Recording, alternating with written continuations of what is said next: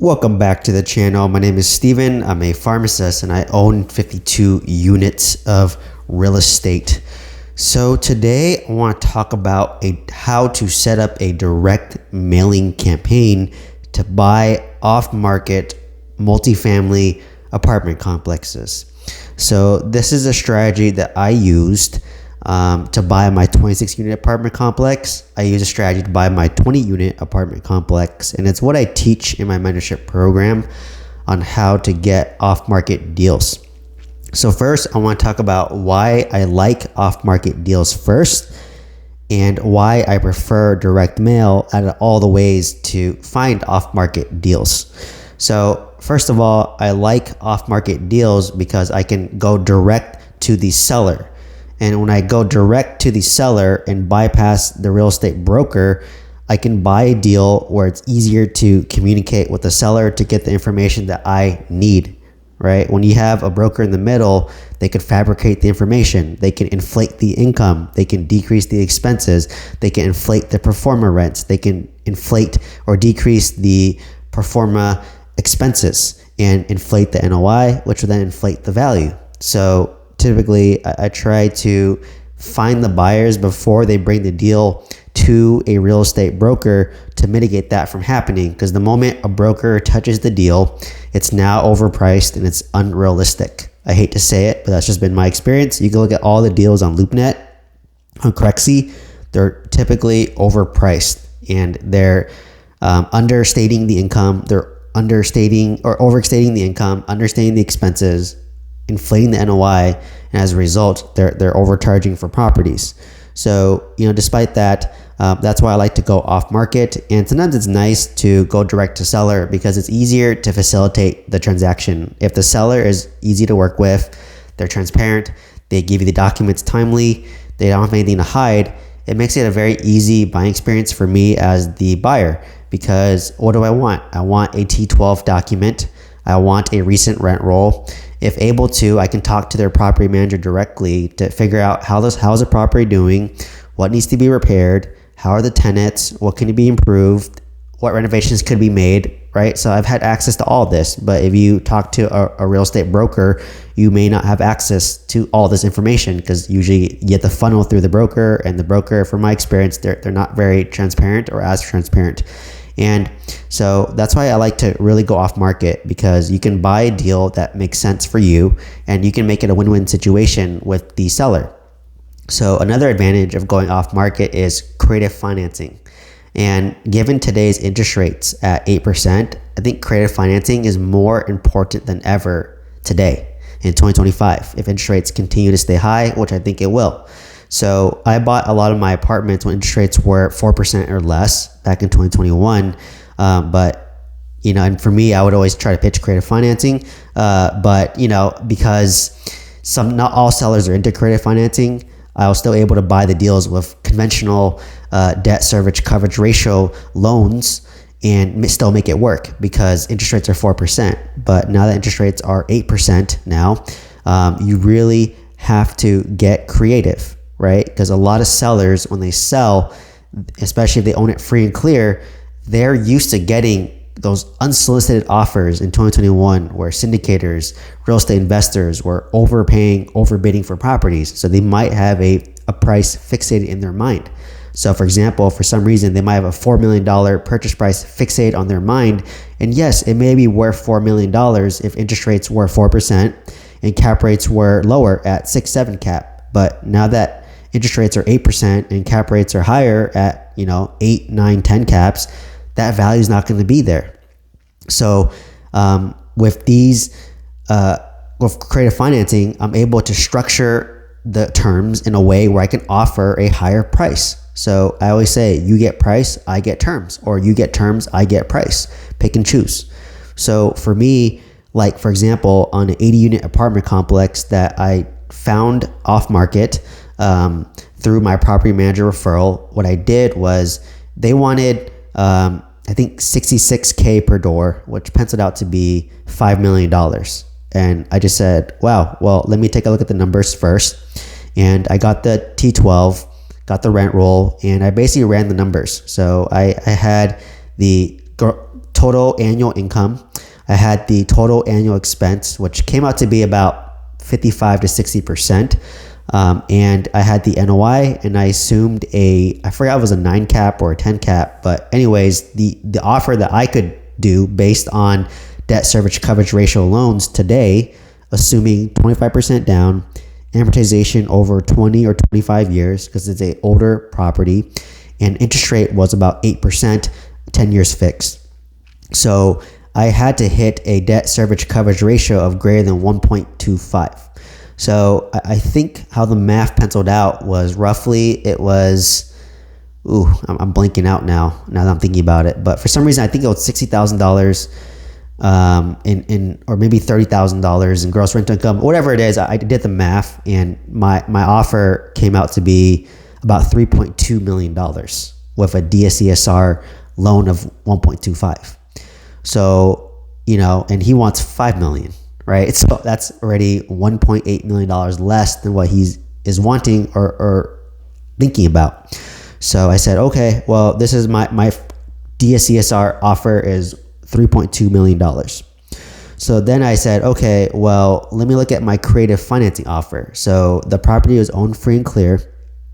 And I just said, okay, my creative financing offer is typically assuming 10% down. I want at least a 10 to 15 year term on this deal, and interest rate starting point is about 5%, is where I typically start. So from there, I basically was able to come up with a $4 million purchase price. I'd put less money down on this deal. It would cash flow better for me and give me a better cash and cash return. So it's a win-win for me because I get lower down payment, better cash flow, and win for the seller because they can sell it for $4 million instead of 3.2. So I basically made those offers for creative financing, and it's harder to do it, to explain that to a broker, because brokers, they just want very simple loans, right? They don't want to deal with creative financing. They just want very cookie cutter, simple loans. And for me, I like to give the seller options with creative financing, and it's easier to do that when I go direct to the seller. So, like I said, I have a video talking about it, but I do 3 offers now. I do my conventional DSCSR loan. I have my 50-40-10 loan. So 50% is from kind of like a private money lender. 40% is seller carry second. So he has to have about 40% equity in the deal that's willing to carry. And then I put 10% down.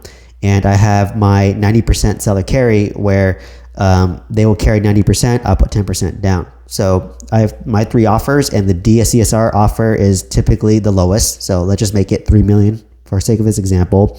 My 50-40-10 loan is the midpoint, which is nice because I can still offer a little bit more, right? Let's say 3.5 million, but the seller has a seller carry 40%, but he still gets 60% of the money at closing, which is nice because they can use that money to buy more real estate, to invest in their business, or just to retire. So it gives you more options. My 90% seller carry offer is the highest offer at 40 million or 4 million, but the seller only gets 10% of the money. So, not as favorable for them. So those are kind of my 3 options, and it's easier to pitch these 3 options and explain these 3 options when you're going direct to the seller to really create a win-win situation. Like if I were to give you my cookie cutter offer of DSCSR, it's 3.2 if you want to work with, or 3 million if you want to work with me and carry 40%. And we negotiate a good interest rate that still makes sense for me in terms of cash flow, I can do 3.5. If you want to do mostly seller carry and become the entire bank, then by all means, I can give you a $4 million offer price. So once you kind of build trust with the seller, that's how you really get these creative offers. So that's why I really like to go off market with this, because like you said, it's not all sellers will want it, right? You do have to make more offers, and if there's no equity in the deal, it doesn't even work. But if there's a lot of owners out there, you can target these owners where they're owned free and clear, or there's like a lot of equity in the deal, so that you can, have tools to make offers and really make it a win-win situation for yourself as well as the seller. But just know that with creative financing, you're gonna get a lot more rejections, a lot more no's, right? So for me, that's why I give 3 options. I'm like, I can buy this straight up DSCSR, but my offers will be the lowest. So that's why I kind of try to explain to everybody. And it's easier to explain when you can talk to them directly instead of like I tell my broker who tells their broker who then their broker tells them. It's like playing telephone. The message gets misconstrued over time. So that's why I really, really like to go direct to the seller. So yeah. And then for me, why do I do direct mail? So for me, direct mail just works for my lifestyle. I work full-time, W-2. So to me, I think direct mail is the most passive. I literally pull my leads from PropStream. I have a referral link to PropStream down below. I use Yellow Letters Complete to outsource my mailers. So I have a referral link down below as well. They have my exact direct mail strategy that I use if you use my link. And from there, I pretty much send out about 300 letters per month, and I typically get a 3% response rate. So if I send out 300 mailers, that's about 9 to 10 responses that you'll get per month. So it's really passive. I send out the mailers, and it's nice because they just call me, right? If I don't like cold calling, because I personally hate getting those spammed cold calls. And a lot of times they're classified as spam and they get angry, they'll yell at you, right? I don't like cold texting because I think technically there's like a law out that it's unless they consent to it, you can reach out. So that's why a lot of cold texters, they give very generic messages like, hey, how are you? But in reality, they're just trying to like buy your home or sell your service. And for me, like, it's just too much work. I don't like spam texts as well. They get filtered out. Email could be another way that's effective, but I feel like there's just people have so many emails nowadays that like it gets over flooded. So I think direct mail in this digital age, especially in like the South, if you're investing in the South or Midwest, people really appreciate direct mail. So I like it because it's a little more hands off, and they take the initiative to call me, right, or reach out to me via text, phone call, email, right? I give them all three ways that they can get a hold of me. So from there, I pretty much set up my mailers, and then I wait for them to respond. So how do I structure my mailers? So I'm really going the weeds here, but I use an A5 envelope, which is, think of it as like a small thank you card or a small invitation card. So it feels like it's coming from a close friend, close family member. On the front, the owner's name and address is handwritten on the front. Once again, it feels like it's coming from a friend.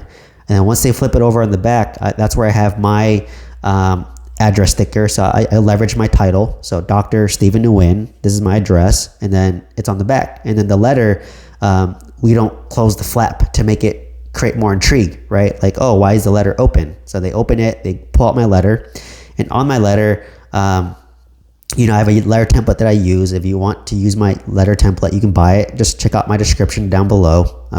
You can buy my letter template and utilize that if you want. I also have a direct mail service done for you, and a direct mail mentorship program where I just teach you how to do direct mail.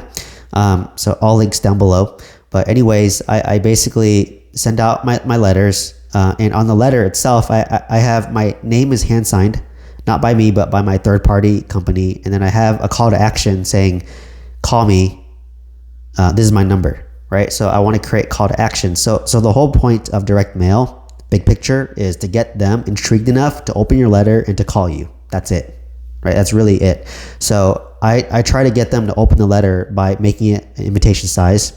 And I handwrite my call to action because it feels a lot more personalized. And I use my Dr. Stephen Nguyen title because it helps build more trust. Oh, I'm a doctor, and doctors are trusted. So whether you're a veteran, whether you're a nurse, whatever title you have, leverage that title. So that's what I try to do, right? So I send out my 300 letters per month, and the moment they reach out to you, so I typically send out letters on Monday because I expect a response by Friday, right? When it's end of the week, that's when you expect your responses. So I put a calendar to send out letters on Monday and then expect responses on Friday. And then from there, what I do is the moment they reach out to you via text, phone call, email, you want to respond to them within 24 hours. And ideally, you want to get on the phone with them, right? So that's what I teach in my mentorship program. And what I do is once you get on the phone with them, ideally, like I had for my 26 unit, he only wanted to communicate via email, which is fine. But usually it's easy to build that trust over the phone because I'm some random stranger from California trying to buy your apartment complex in Oklahoma. So typically I try to get on the phone, and I have like 10 questions that I'll ask the seller to build trust, as well as to get to know the property, as well as get to know their motivations and why they want to sell. So typically my first question is, tell me about the property. And they'll usually tell you quite a bit. Oh, it's a 20 unit, half 1 bedroom, half 2 bedrooms. These are the rents. I have property management. I own it for this long. There's, and you start taking down notes, right? And then as you go down, you ask other questions like, why are you looking to sell? Are you looking to retire? Are you looking to 1031 exchange? Are you looking to, just still get monthly income, right? So you ask these questions to build this trust, and it's hard to do this when you have a real estate agent or broker between you guys. So, we'll build trust, and then once you get their motivations, typically I'll ask them, is this owned free and clear? But I typically know that already because I look them up on PropStream, right? And I'll know if there's a loan on there. And if there's no loan, then I know creative financing is an option. So a phrase I like to do is a lot of the wealthy apartment owners that sell their apartments, they like to do seller financing and become the bank, because now they upgraded from becoming a landlord to becoming the bank, and they just get passive monthly income without the headache of operations. So, you do direct mail, and then you basically get a lot of responses, right? And then from there, it's just a matter of negotiation. So usually by the end of the conversation, I at least have a baseline of how's the property, what's the unit mix. At the end, I try to say, hey, just so that I can get my lender to underwrite the deal, do you happen to have a T12 and a rent roll that I could send over, that you can email me so I can send over to my lender so they can analyze this deal to see what offer makes sense for us? And then, usually they'll be like, yeah, great, I'll send it to you. Here's my email. Or they'll like, I don't have it. And then at that point, I was like, oh, I can, I'm happy to spend a day with you where we talk about it over the phone, and I'll help you gather your statements as long as you have your tax returns for the year and get the Schedule E. And I can help, make a T12 and a rent roll for you. So you really want to be helpful in that.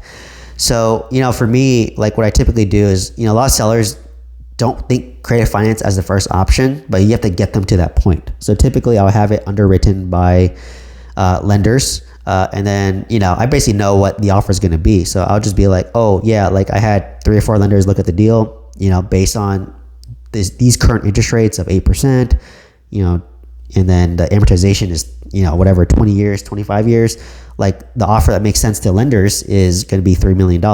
And I just said, yeah, I know that's probably not what you're looking for. But based on the numbers, this is what the bank will lend on. And the bank is putting in 75% of the money. They're putting in most of the money. So I have to follow their rules, right? And they're just like, oh, okay, well, thank you. And then at that point, I'll just be like, well, if you're interested in like becoming the bank and, carrying some money, whether it's 40% or whether it's 90%, I can give more aggressive offers because now I'm not restricted by the underwriting criteria of the bank. It allows me to underwrite based on my cash flow needs instead of being restricted by the bank. And then usually that's when they start to light up, and that's when I'll give them the offers of the 50, 40, 10, as well as 90% seller carry second or seller carry. So, then I'll give them 3 offers, 3 million, typical DSCSR loan, 3.5 is 50, 40, 10 if you carry 40%, or if they carry 90, then I'll give them 4 million, right? Or kind of 3 offers just so they can see the wide range and why I'm offering what I'm offering. Like at the end of the day, it's just about the numbers and building that trust. So at that point, if they built the trust, they built the numbers, then, basically it's just kind of like, okay, that's my offer. And then, if they're reasonable, they'll usually work with you, right? Because you went through this with them. You spent time to educate them. So that's why I really like going off market or using direct mail. So, I have a bunch of videos talking about creative financing on my channel. I have a bunch of videos talking about my direct mail campaign. If you're interested, I have a mentorship program where I teach you how to do direct mail. And I have a service where I do direct mail for you, right? So it depends on whatever your needs are. I'll make it work to get your first apartment deal off market. If you want one-on-one coaching, check out the links down below. Everything's down below. You can email me. You click on my link tree. I have my email there. So you can email me if you have questions or you want a discount code. Happy to give that to you if you're on the fence. But that's why I really, really love off-market deals, because you can make deals happen direct to seller. Don't have to pay brokers commission, and they don't really help, to be honest. They just create more barriers in the deal and make it more difficult for me as a buyer to buy and make it more difficult for the sellers to sell, in my opinion.